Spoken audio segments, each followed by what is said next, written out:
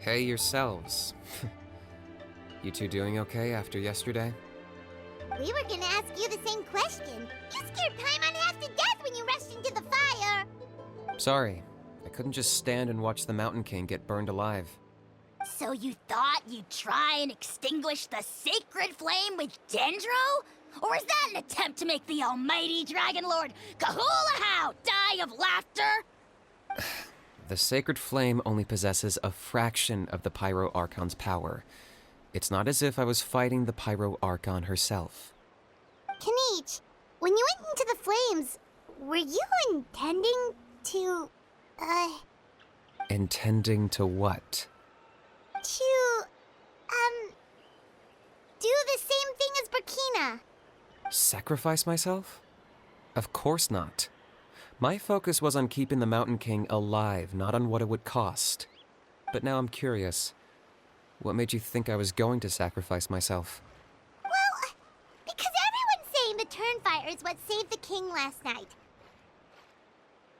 And Ponche's theory was that summoning the Turnfire is a tit-for-tat exchange, right?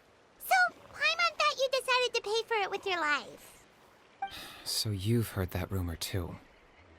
I'm afraid I can't say for sure. What happened yesterday was a first for me too. Well, even if you don't know, there's probably no one in the world who does.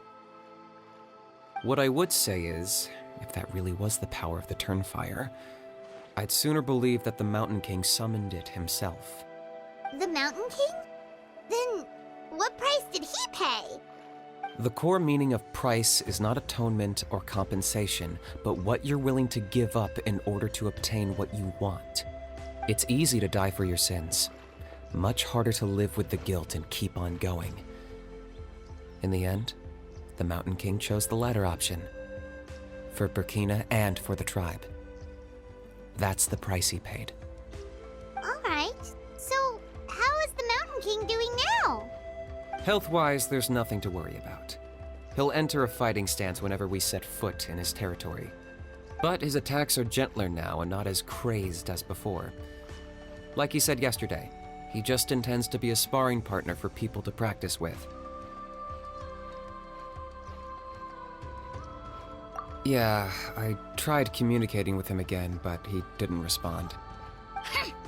We dare say that Locust King has well and truly lost its mind. The lights are on, but nobody is home. Its body remains fighting fit thanks to the perverse power of the Abyss, but time has been less kind to its soul. It was ground to a pulp long ago.